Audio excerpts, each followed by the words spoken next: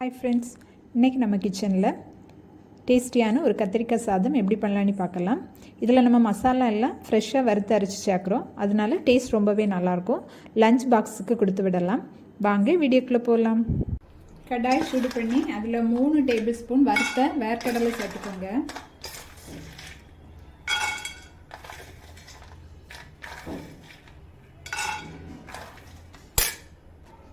இது கூடவே ஒரு 1.5 டேபிள் ஸ்பூன் கடலைப்பருப்பு சேர்த்துக்கோங்க.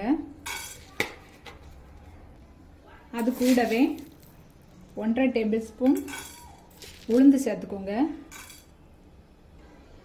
கூடவே 1 டேபிள் ஸ்பூன் பச்சை மல்லி சேர்த்துக்கோங்க. சேர்த்துட்டு லோ ஃப்ளேமில் வறுத்துக்கோங்க.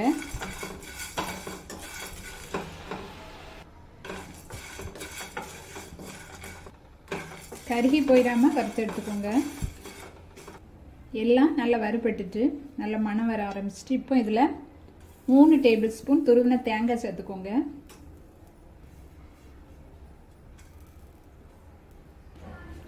லோ ஃப்ளேமில் வச்சு அந்த தேங்காவோட ஈரப்பதம் போகிற வரைக்கும் வறுத்துக்கோங்க. தேங்காவை நல்லா வறுக்கணும்னு வேண்டாம், அந்த ஈரப்பதம் போனால் போதும். இப்போ ஸ்டவ்வை ஆஃப் பண்ணிடுங்க. இப்போ இதில் 1/2 டீஸ்பூன் மஞ்சள் தூள், 3/4 டேபிள் ஸ்பூன் மிளகாத்தூள், 1/4 டீஸ்பூன் பெருங்காயத்தூள் சேர்த்துட்டு நல்லா மிக்ஸ் பண்ணி விட்டுக்கோங்க. இப்படியே ஆறட்டும். கத்திரிக்காய் சாதம் பண்ண நான் இன்றைக்கி இந்த சைஸில் 4 கத்திரிக்காய் எடுத்திருக்கேன். இதை இந்த மாதிரி கட் பண்ணிக்கோங்க. கட் பண்ணி தண்ணியில் போட்டு வச்சுருங்க, கருத்து போகாமல் இருக்கும்.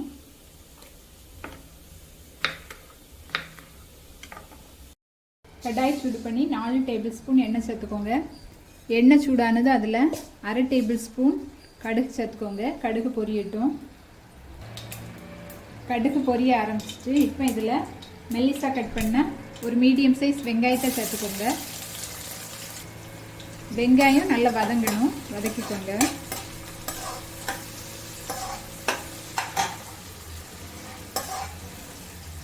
இது கூடவே ஒரு 1/2 டேபிள் ஸ்பூன் வறுத்த வேர்க்கடலை சேர்த்துக்கோங்க.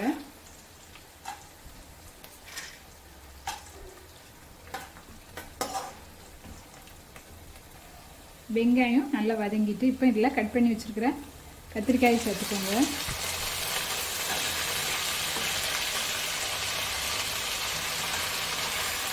கத்திரிக்காயும் நல்லா வதங்கணும், வதக்கிக்கோங்க. கத்திரிக்காயும் நல்லா வதங்கிடுச்சு. இப்போ இதில் ஒரு பெரிய லெமன் சைஸுக்கு புளியை கரைச்சி அந்த தண்ணியை சேர்த்துக்கோங்க. மூடி போட்டு வேக வச்சுக்கோங்க. கத்திரிக்காய் நல்லா ஃப்ரை ஆகி வெந்தால் தான் அந்த மசாலா எல்லாம் சேர்ந்து ரைஸோடு சாப்பிட ரொம்ப நல்லாயிருக்கும். வேகட்டும். மசாலா நல்லா ஆறுனது அதை மிக்ஸி ஜாரில் மாற்றிட்டு தண்ணி எதுவும் சேர்க்காம நல்லா அரைச்சிக்கோங்க. மசாலாவை இந்த மாதிரி அரைச்சி எடுத்துக்கோங்க. இந்த மாதிரி நல்லா வெந்துட்டு இப்போ இதில் ஒரு கொத்து கருவேப்பிலை சேர்த்துக்கோங்க. அது கூடவே ரைஸுக்கு தேவையான உப்பு சேர்த்துக்கோங்க. நான் இன்னைக்கு 4 பேருக்கு கணக்கு பண்ணி ரைஸ் சேர்த்துக்கிறேன். இது கூடவே அரைச்ச மசாலாவை சேர்த்துக்கோங்க.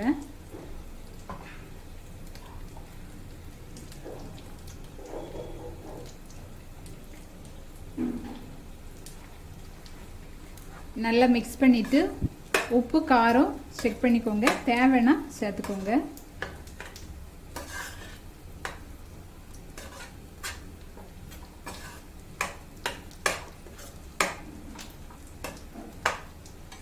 மசாலா எல்லாம் இந்த கத்திரிக்காயோட நல்லா மிக்ஸ் ஆகிட்டு இப்போ இதில் வேக வச்ச ரைஸை சேர்த்துக்கோங்க.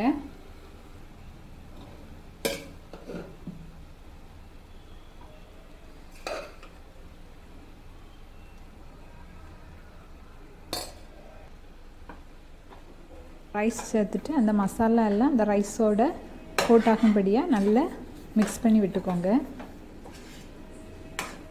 எப்பவும் ஒரே மாதிரி லெமன் சாதம், தயிர் சாதம், புலாவ்னு பண்ணாமல் கத்திரிக்காய் சாதம் ஒரு வாட்டி ட்ரை பண்ணி பாருங்கள். டேஸ்ட் ரொம்பவே நல்லாயிருக்கும். குழந்தைங்களும் விரும்பி சாப்பிடுவாங்க. நல்லா மிக்ஸ் பண்ணிவிட்டு உப்பு செக் பண்ணிக்கோங்க. உப்பு கம்மியாக இருந்ததுன்னா அந்த சூட்டோடையே சேர்த்து மிக்ஸ் பண்ணிக்கோங்க. நம்மளோட கத்திரிக்காய் சாதம் சூப்பராக ரெடி ஆயிடுச்சு. நீங்களும் ட்ரை பண்ணிவிட்டு கமெண்ட் பண்ண மறக்காதீங்க. தேங்க்ஸ் ஃபார் வாட்சிங்.